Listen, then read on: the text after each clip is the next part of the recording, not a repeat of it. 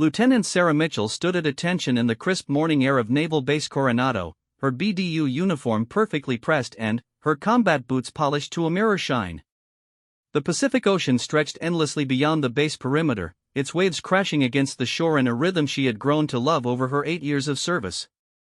At 29, she had already accomplished what most military personnel could only dream of. She was one of the few women to successfully complete Navy SEAL training and earn her place among the elite special operations community. The morning briefing was routine, discussing upcoming training exercises and deployment schedules. Sarah listened intently as Commander Rodriguez outlined the new Joint Operations Protocol with visiting Admiralty from the Pentagon. Among the distinguished visitors was Rear Admiral James Harrison, a decorated officer with over 30 years of service who had requested to observe SEAL training operations firsthand. Sarah had heard whispers about Admiral Harrison throughout the naval community. He was old school, having risen through the ranks during an era when special operations were exclusively male domains.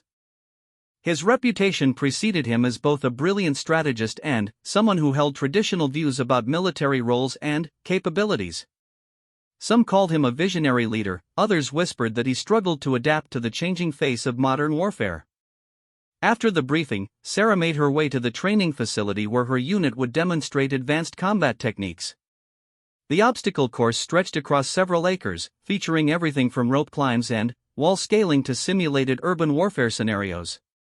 Her team had spent weeks preparing for this demonstration, knowing that Pentagon officials would be evaluating their readiness for upcoming classified missions.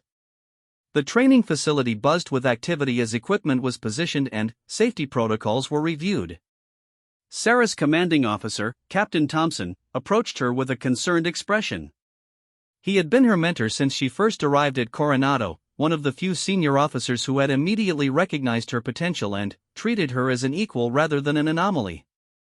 "Mitchell, I need to speak with you privately," Captain Thompson said, gesturing toward a quiet corner of the facility. His tone was serious, and Sarah could sense tension in his posture that hadn't been present during the morning briefing.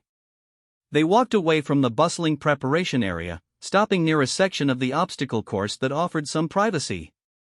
Captain Thompson glanced around to ensure they wouldn't be overheard before speaking in a low voice.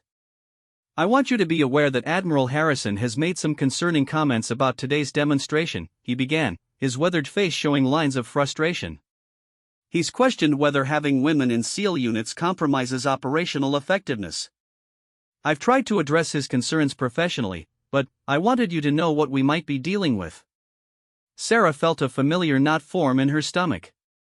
Throughout her career, she had faced skepticism and outright hostility from those who believed that special operations should remain an exclusively male domain.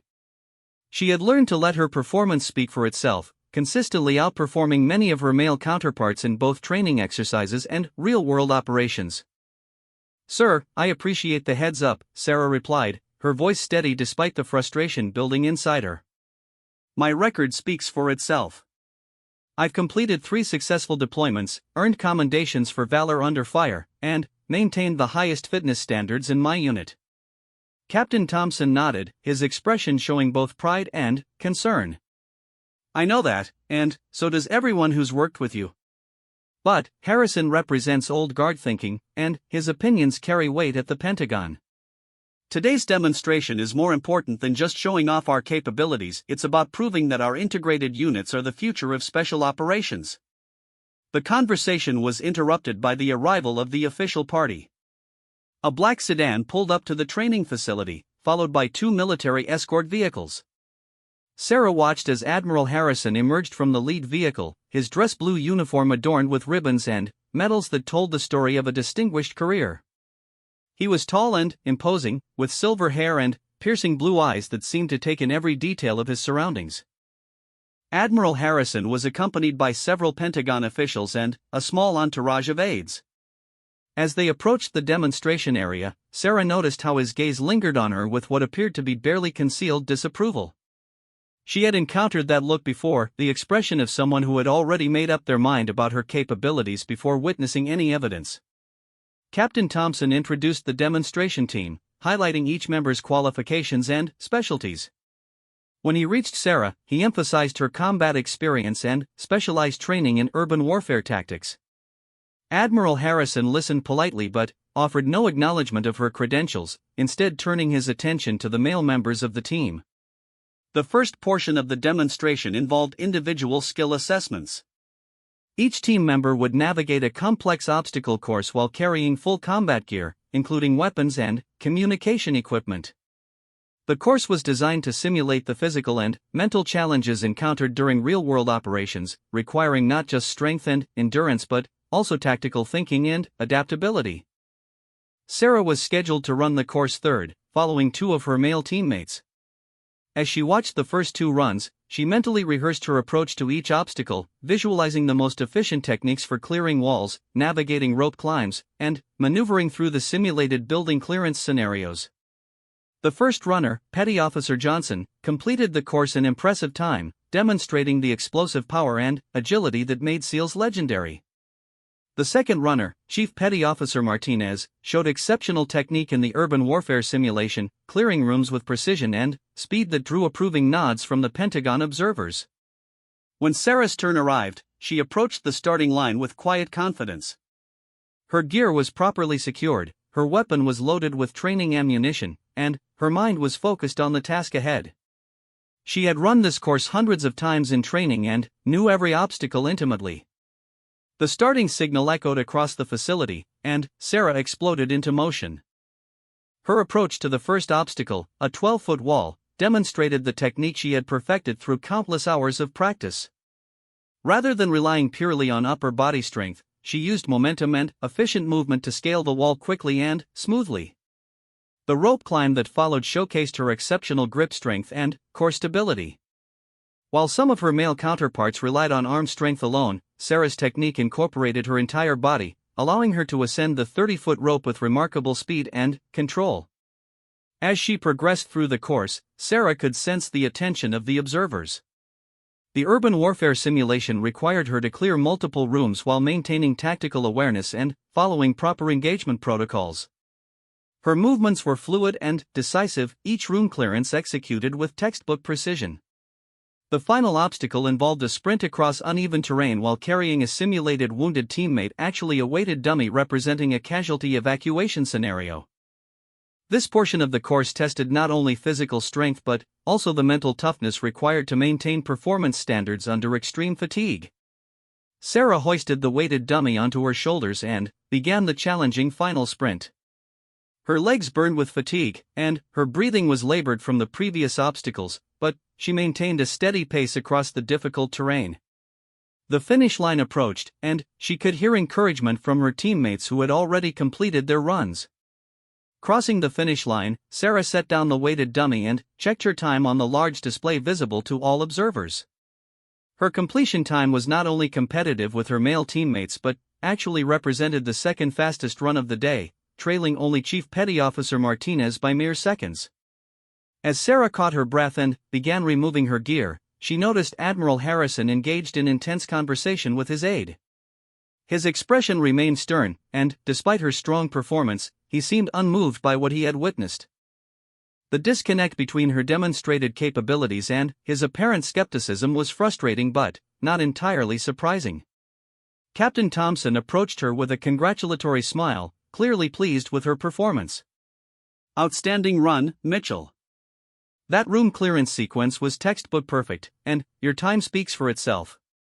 The praise from her commanding officer meant more to Sarah than any recognition from the visiting officials. Captain Thompson had been in combat with her, had seen her perform under actual fire, and his opinion was based on real-world experience rather than preconceived notions. The individual demonstrations continued with tactical shooting exercises, where each team member engaged multiple targets at varying distances while moving through a complex course of fire. Sarah's marksmanship had always been among her strongest skills, honed through countless hours on the range and refined through combat experience. Her shooting performance was flawless, with each target engagement executed with precision and speed that impressed even her teammates. The combination of accuracy and tactical movement demonstrated the complete skill set that made SEALs effective in combat operations. Yet as the individual demonstrations concluded and the team prepared for the group exercise portion of the program, Sarah could sense that Admiral Harrison remained unconvinced. His interactions with the male team members were cordial and professional, but his acknowledgement of her performance was minimal and perfunctory. The afternoon would bring team-based exercises that would test not only individual skills but also unit cohesion and collaborative effectiveness. These scenarios were designed to simulate real-world missions where success depended on each team member's ability to work seamlessly with their colleagues. As the team gathered for the final briefing before the group exercises, Sarah reflected on her journey to this moment.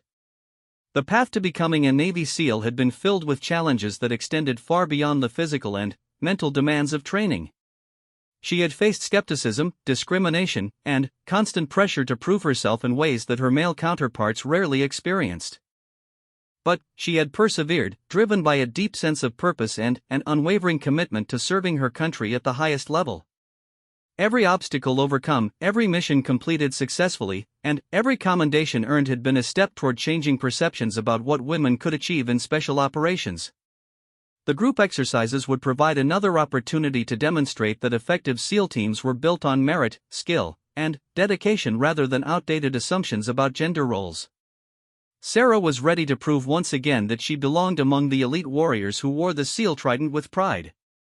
As the sun began its descent toward the Pacific horizon, casting long shadows across the training facility, Sarah prepared for what would become a defining moment in her career. The afternoon exercises would test everything she had learned and accomplished, but, more importantly, they would provide a platform to challenge the preconceptions that still lingered in some corners of the military establishment. The stage was set for a confrontation between old and new paradigms, between tradition and progress, between skepticism and proven capability. Sarah Mitchell, United States Navy SEAL, was ready to face whatever challenges lay ahead with the same determination and skill that had brought her this far in her remarkable military journey. The team exercise began with a complex hostage rescue simulation that would test every aspect of SEAL training and coordination. The scenario involved a mock embassy compound where hostile forces had taken civilian personnel captive. Sarah's team would need to infiltrate the compound, neutralize threats, and extract the hostages without casualties.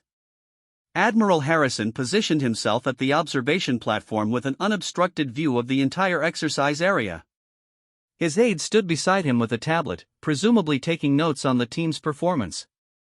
Sarah noticed how the Admiral's attention seemed particularly focused on her movements, as if he were specifically looking for evidence to support his preconceived doubts. The mission briefing outlined the tactical situation in detail. Intelligence reports indicated multiple hostile combatants positioned throughout the compound, with hostages held in a central building. The team would need to coordinate their approach, maintain communication discipline, and execute precise room clearance procedures to ensure mission success. Sarah's role in the exercise was point position for the primary assault team. This assignment placed her at the front of the formation during the most dangerous phase of the operation, requiring split-second decision-making and flawless execution of combat techniques. It was both an honor and a significant responsibility that demonstrated her commanding officer's confidence in her abilities. The team moved into position as darkness settled over the training facility. Night vision equipment transformed the environment into a green-tinted landscape of shadows and geometric shapes. Sarah could hear the steady breathing of her teammates through the communication system, each person focused and ready for the complex operation ahead. The infiltration phase required the team to bypass perimeter security and reach their assault positions without detection. Sarah led her element through a series of obstacles designed to simulate real-world security measures, including motion sensors, guard positions, and physical barriers. Her navigation through the compound demonstrated the tactical awareness that had made her successful in actual combat operations. Each movement was calculated and deliberate, taking advantage of natural concealment while maintaining visual contact with her teammates. The precision of her movements reflected thousands of hours of training and the hard-earned experience of multiple deployments. As the team reached their final assault positions, Sarah could see the target building clearly through her night vision scope. The structure was a multi-story facility with multiple entry points and numerous windows that could provide firing positions for hostile forces. Intelligence indicated that hostages were being held on the second floor, requiring a carefully coordinated assault to avoid casualties. The signal to commence the assault came through her earpiece with crisp clarity. Sarah and her teammate breached the primary entrance while two other elements simultaneously entered through secondary access points. The coordination required for this type of operation was extraordinary, with each team member's actions directly affecting the safety and success of their colleagues. Sarah's entry technique was flawless, smoothly transitioning from movement to combat stance as she crossed the threshold. The first room was clear, but her training kept her weapon ready and her senses alert for any sign of hostile activity. The communication discipline maintained by the team allowed for real-time updates on each element's progress through the building. The room clearance procedures that followed showcased the pinnacle of special operations training. Sarah and her partner moved through the building methodically, each room presenting potential threats that required immediate assessment and appropriate response. The scenarios were designed to test judgment as well as tactical skills, with some rooms containing hostile combatants while others held innocent civilians. Admiral Harrison watched intently as Sarah's element progressed through the building. Her movements were smooth and professional, each corner turned with proper tactical technique and every potential threat area cleared according to established protocols. Despite the complexity of the scenario, she maintained precise communication with her teammates while executing her assigned tasks with remarkable efficiency. The hostage location was reached without incident, but the scenario designers had created a particularly challenging situation. The hostages were positioned in a room with multiple potential firing positions for hostile forces, requiring the assault team to neutralize threats while ensuring civilian safety. This type of scenario tested the advanced skills that separated special operations forces from conventional military units. Sarah's response to the hostage situation demonstrated the tactical intelligence that had earned her respect throughout the SEAL community. Rather than rushing into the room, she took time to assess the situation properly, communicating with her teammates to ensure coordinated action. Her approach prioritized hostage safety while maintaining the element of surprise against hostile forces. The resolution of the scenario was executed with precision that impressed even the most experienced observers. Sarah and her team successfully neutralized all threats while protecting every hostage, completing the exercise within the time parameters established for the training scenario. The complexity of the operation and the flawless execution reflected the high standards maintained by Navy SEAL units. As the exercise concluded and the team began their after-action procedures, Sarah noticed Admiral Harrison in heated discussion with Captain Thompson. The conversation appeared intense, with both officers gesturing toward the training area where the exercise had just concluded. Although she couldn't hear the specific words, the body language suggested significant disagreement about what they had witnessed.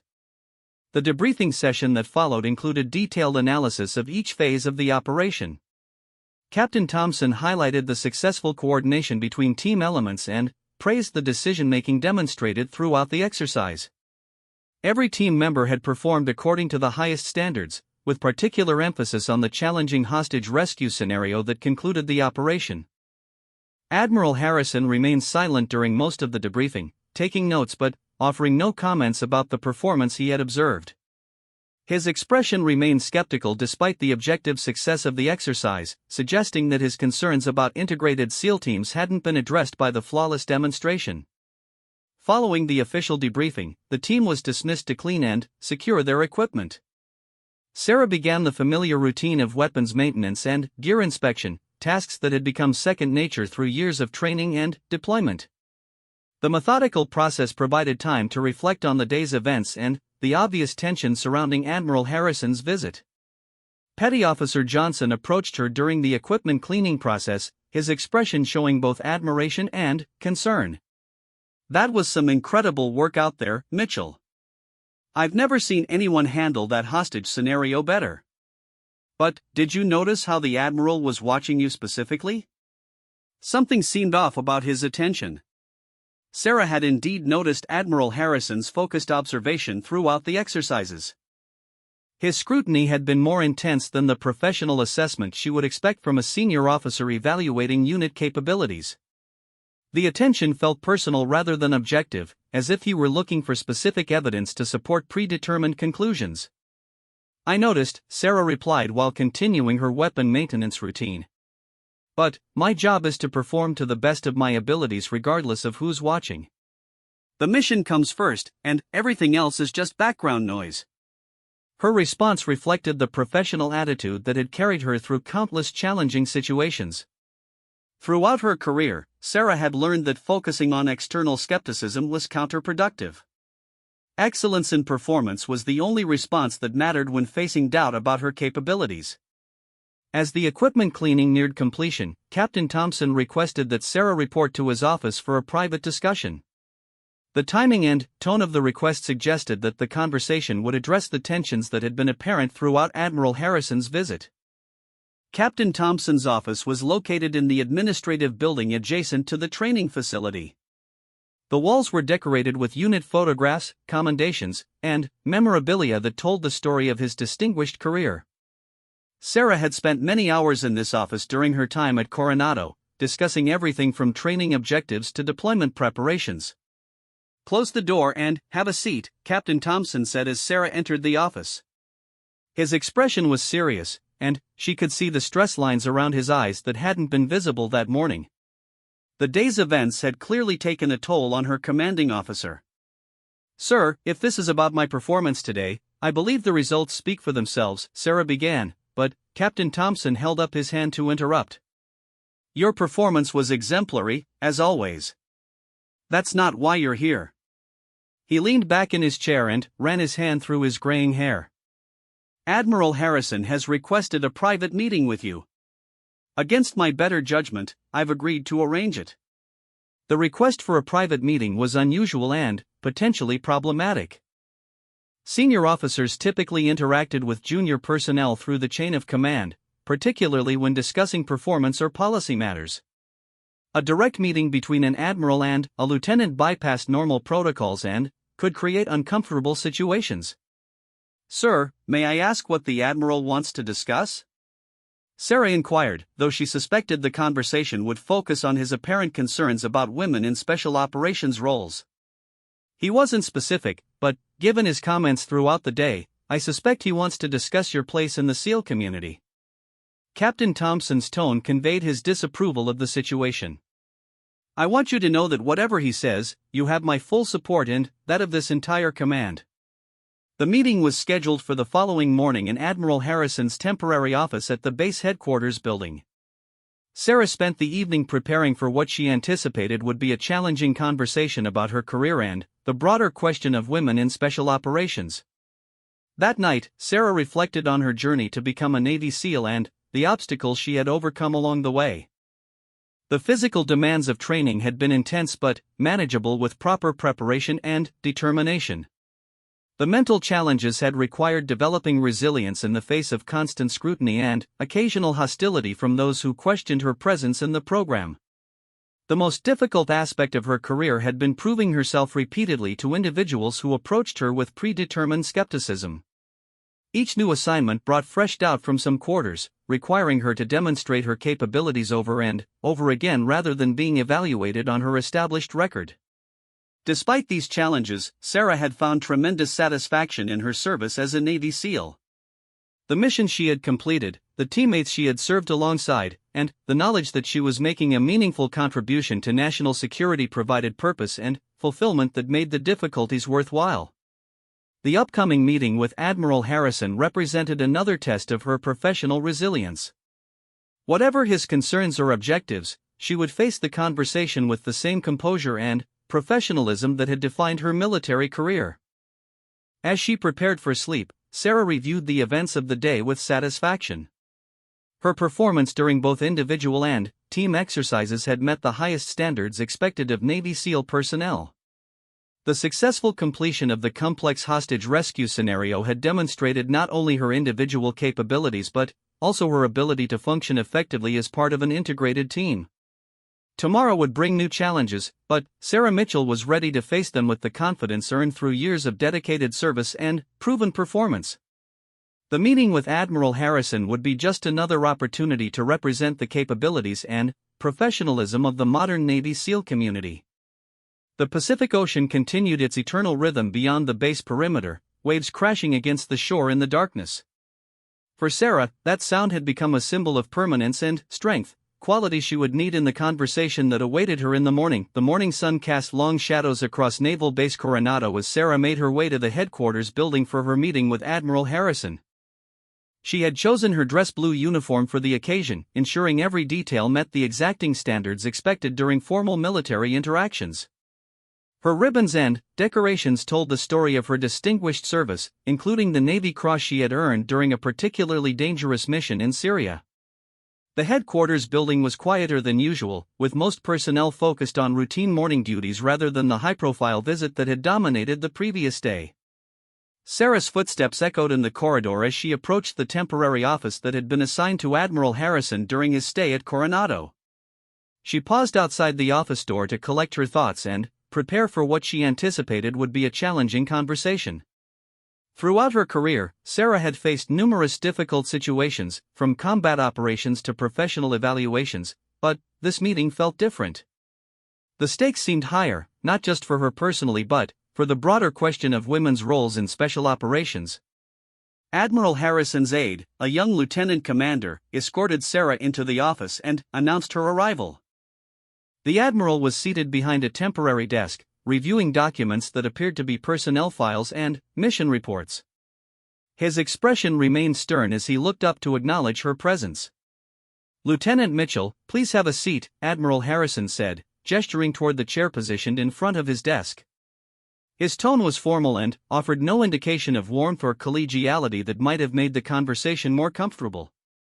Sarah took her seat and assumed the attentive posture expected during official military meetings. Her hands were positioned properly, her back was straight, and her expression conveyed respectful attention to whatever the Admiral intended to discuss. "I've been reviewing your service record, Lieutenant," Admiral Harrison began, opening a thick folder that contained what appeared to be comprehensive documentation of her military career. "Your accomplishments are certainly impressive on paper. Multiple deployments, commendations for valor, outstanding fitness reports." The qualifying phrase on paper suggested that Admiral Harrison questioned whether her documented achievements accurately reflected her true capabilities or contributions to military operations. Sarah remained silent, waiting for him to continue with whatever concerns he intended to raise. "However, I have serious reservations about the integration of women into Navy SEAL units," the Admiral continued, his voice taking on a lecturing tone.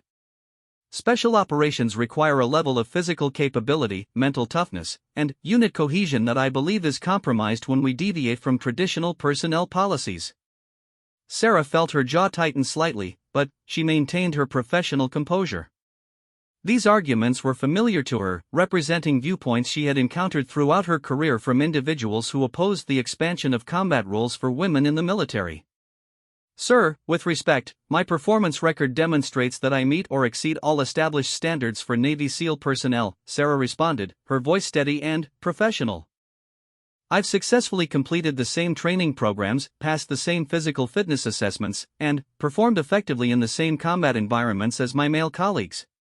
Admiral Harrison leaned back in his chair, his expression showing no indication that her response had influenced his perspective. "Lieutenant, I'm not questioning your individual dedication or effort. I'm concerned about the broader implications of these policy changes on military effectiveness." The conversation continued with Admiral Harrison outlining his philosophical objections to women in combat roles, arguments that focused on physical capabilities, unit dynamics, and what he described as the practical realities of military operations. His concerns reflected viewpoints that had been debated extensively within military leadership circles for decades. Sarah listened respectfully while formulating responses that would address his concerns with factual information rather than emotional appeals. Her approach reflected the professional training that had taught her to remain objective even when facing personal criticism or institutional skepticism. "Admiral, I understand your concerns, but I would respectfully suggest that they may not align with current operational realities," Sarah said when given an opportunity to respond. "During my 3 deployments, I've worked alongside male teammates who have consistently expressed confidence in my abilities and relied on my skills during critical missions." Admiral Harrison's expression hardened at what he perceived as a challenge to his assessment. "Lieutenant, your teammates may be politically motivated to express support regardless of their true feelings. The military has created an environment where honest evaluation of these policies is discouraged. The accusation that her colleagues' support was based on political correctness rather than genuine respect for her abilities was particularly offensive to Sarah. She knew the bonds forged in combat were based on trust and mutual reliance rather than social or political considerations. "Sir, I would disagree with that characterization," Sarah replied, her voice remaining controlled despite her growing frustration. "The men I've served with have seen me perform under fire, have relied on my skills to complete missions, and have trusted me with their lives. That trust is earned through demonstrated capability, not political accommodation." The Admiral stood from his chair and moved to the window, looking out at the training facility where yesterday's demonstrations had taken place. His body language suggested growing irritation with Sarah's responses to his concerns about women in special operations. "Lieutenant Mitchell, let me be very direct with you," Admiral Harrison said, turning back to face her. "I believe your presence in Navy SEAL units creates unnecessary risks and complications that compromise operational effectiveness. I intend to recommend policy changes that would address these concerns." The threat implicit in his statement was clear. Admiral Harrison intended to use his position and influence to advocate for policies that would limit or eliminate women's participation in special operations. Such changes could affect not only Sarah's career but also opportunities for other women seeking to serve in these roles. Sarah felt a surge of anger at the Admiral's pronouncement, but she maintained her professional demeanor while considering her response. This moment represented more than a personal career challenge. It was a confrontation between progressive and traditional viewpoints about military service and capability. "Admiral, with all due respect, I believe such policy recommendations would be inconsistent with the evidence provided by actual operational experience," Sarah said, her voice carrying more force than before. "Women have served successfully in special operations roles, contributing to mission accomplishment and unit effectiveness." Admiral Harrison returned to his desk and sat down, his expression showing clear displeasure with Sarah's continued defense of integrated special operations units. The conversation had evolved from a professional discussion into something approaching a confrontation between competing philosophies. "Lieutenant, I think you're failing to understand the broader perspective that senior leadership must consider," the Admiral said, his tone becoming more authoritative. "Individual success stories don't necessarily translate into sound policy for military operations." The dismissal of her achievements as merely anecdotal rather than meaningful evidence of capability was the final straw for Sarah's patience.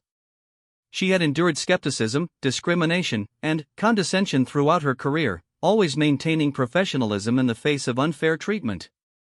"Sir, I am a Navy SEAL," Sarah said, her voice carrying new intensity. "I earned that designation through the same training, the same standards, and the same trials as every other person who wears this trident. My gender doesn't diminish that achievement or my capability to serve." Admiral Harrison's face flushed with anger at what he perceived as insubordination from a junior officer. His military experience had conditioned him to expect deference from subordinates, particularly when discussing policy matters that fell within senior leadership's purview. "Lieutenant Mitchell, I think you need to reconsider your tone when addressing a flag officer," Admiral Harrison said, his voice rising slightly. "Your attitude demonstrates exactly the kind of problems I'm concerned about." The accusation that her professional defense of her qualifications somehow validated his concerns about women in special operations was deeply frustrating to Sarah. She had responded to his criticisms with factual information and respectful disagreement, behavior that should have been acceptable in any professional military discussion. "Admiral, I apologize if my tone seemed inappropriate," Sarah said, attempting to de-escalate the situation while maintaining her position. "However, I believe it's important to provide accurate information about the capabilities and contributions of women in special operations roles." The Admiral stood again, this time moving closer to where Sarah was seated. His physical presence was intended to intimidate, a tactic that might have been effective with someone who hadn't faced enemy fire and survived life-threatening combat situations. "Lieutenant, let me make something very clear," Admiral Harrison said, his voice low but intense. "Your individual opinions about military policy are neither requested nor relevant. Senior leadership makes these decisions based on considerations that extend far beyond your limited perspective. The condescending reference to her limited perspective was particularly galling, given that her combat experience exceeded that of many senior officers who made policy decisions from the safety of Pentagon offices. Sarah's perspective was informed by actual operational experience rather than theoretical concerns about military effectiveness. Sarah stood from her chair to address the Admiral eye to eye rather than remaining in the subordinate position he seemed to prefer. Her movement was not aggressive, but it demonstrated that she would not be intimidated by physical presence or verbal bullying. "Sir, my perspective includes 3 combat deployments, multiple successful special operations missions, and direct experience working with integrated military units," Sarah said, her voice steady but forceful. "That experience has shown me that effective military units are built on merit and capability rather than outdated assumptions about gender roles." Admiral Harrison's face reddened further at Sarah's refusal to be intimidated or silenced. His military career had been built during an era when such direct challenges from junior officers were rare, particularly from women who were questioning established military traditions. What happened next would become a defining moment that neither Sarah nor Admiral Harrison would ever forget. The tension that had been building throughout their conversation was about to explode into an incident that would have far-reaching consequences for both of their careers. The morning sun continued to stream through the office windows, illuminating a confrontation that represented broader conflicts within the military establishment about tradition, progress, and the changing nature of modern warfare. The tension in Admiral Harrison's temporary office had reached a breaking point. Sarah stood facing the Admiral, both officers locked in a confrontation that had escalated far beyond a typical military discussion about policy or performance.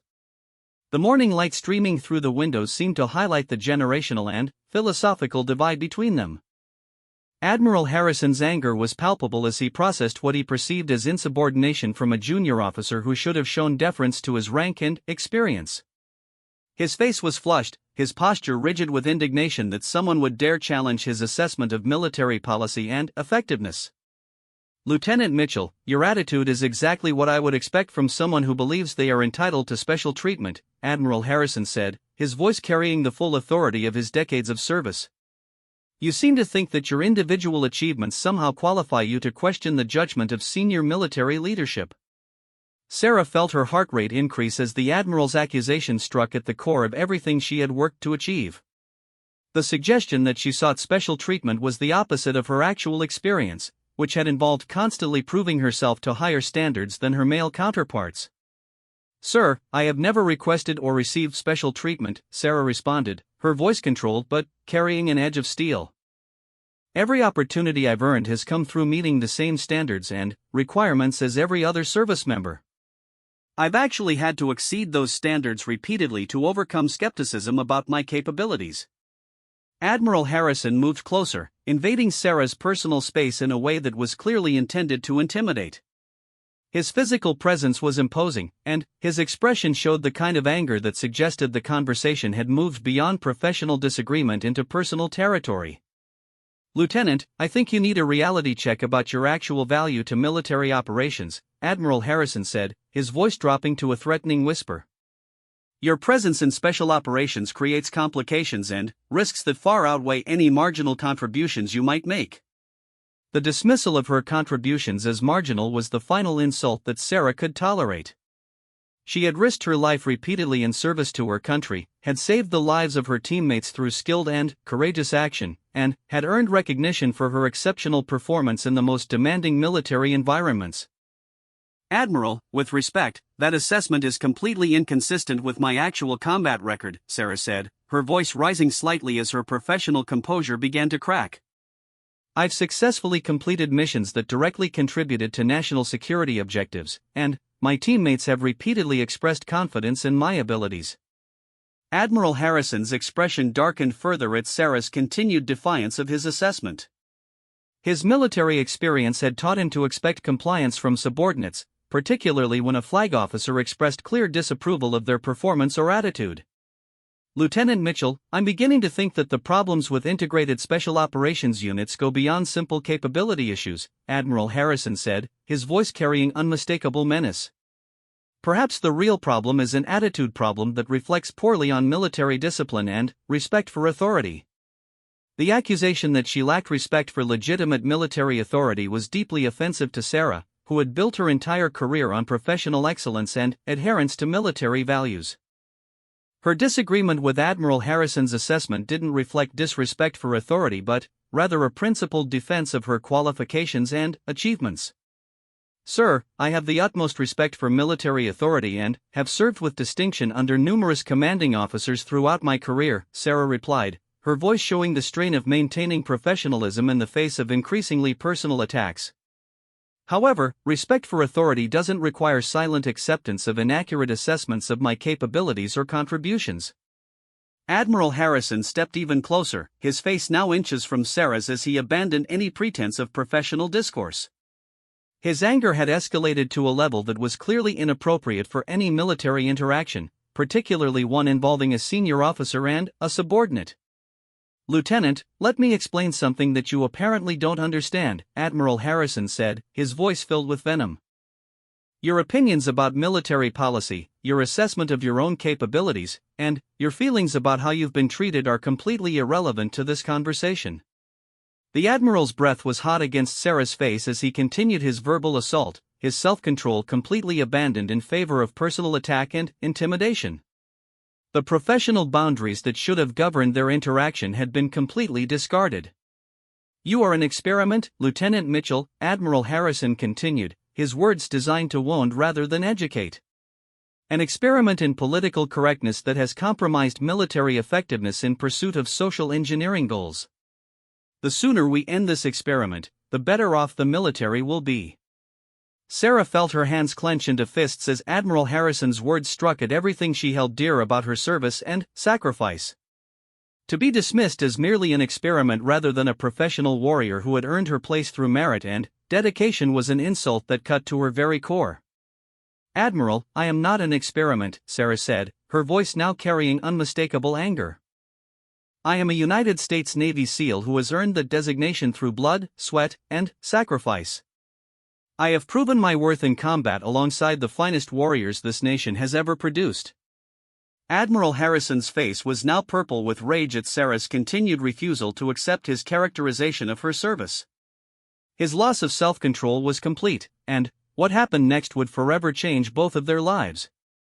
Without warning, Admiral Harrison raised his right hand and struck Sarah across the face with an open-handed blow that sent her stumbling backward.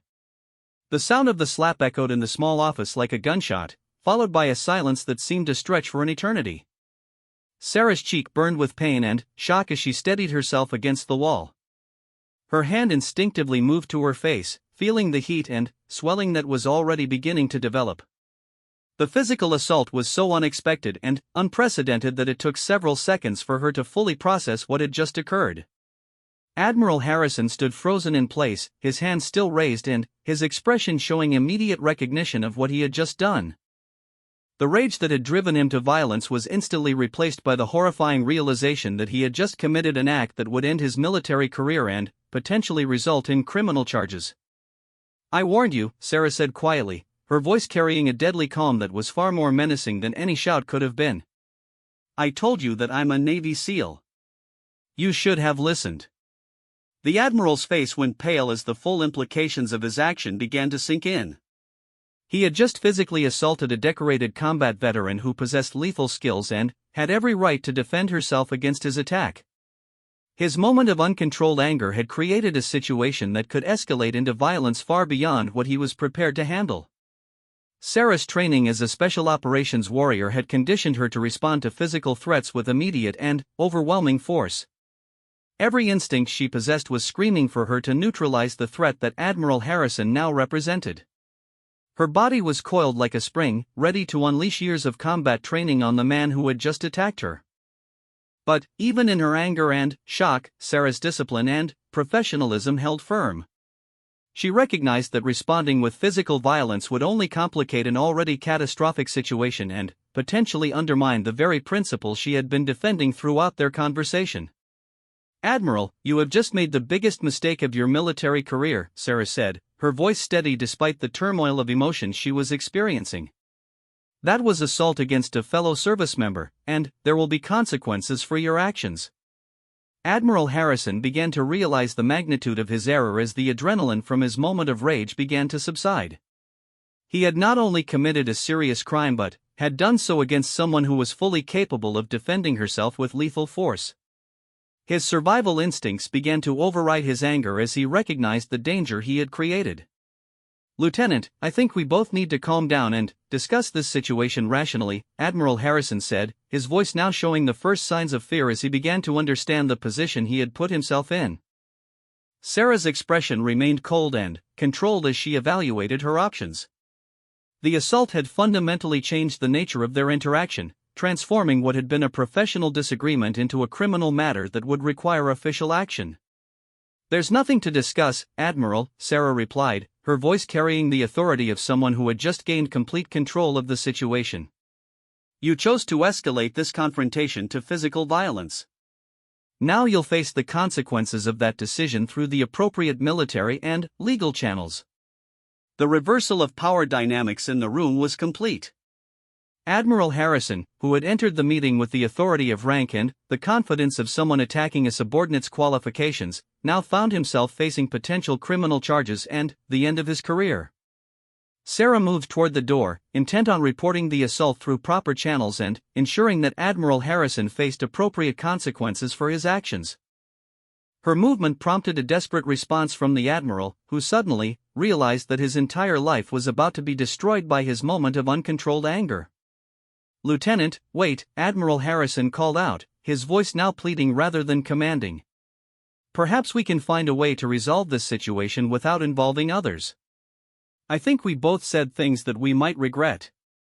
Sarah paused at the door and turned back to face the Admiral, her expression showing no sympathy for his sudden change in attitude. The man who had dismissed her achievements, questioned her qualifications, and physically assaulted her was now seeking her mercy and cooperation in covering up his crime. "Admiral, you didn't say something you might regret," Sarah replied, her voice cutting through his desperate attempts at damage control. "You committed assault against a fellow service member. That's not something that can be resolved through private conversation or mutual understanding."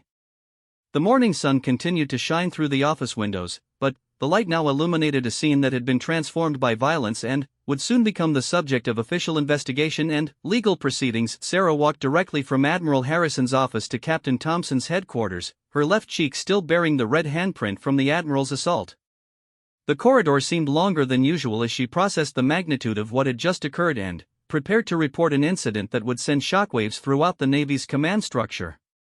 Captain Thompson was reviewing morning reports when Sarah knocked on his office door. He looked up with the expectation of a routine update on the previous day's demonstration, but his expression immediately changed when he saw the mark on her face and the controlled fury in her eyes. "Sarah, what the hell happened to you?" Captain Thompson asked, rising from his desk with evident concern and anger. His paternal instincts toward his personnel were evident as he took in the physical evidence of what had clearly been an assault. "Sir, I need to report that Admiral Harrison struck me during our meeting," Sarah said, her voice professionally controlled despite the emotional turmoil she was experiencing. "I am formally requesting that this incident be investigated through appropriate military and civilian channels." Captain Thompson's face flushed with rage as the implications of Sarah's report sank in. A flag officer had physically assaulted one of his personnel, an act that violated every principle of military conduct and represented a criminal assault against a decorated combat veteran.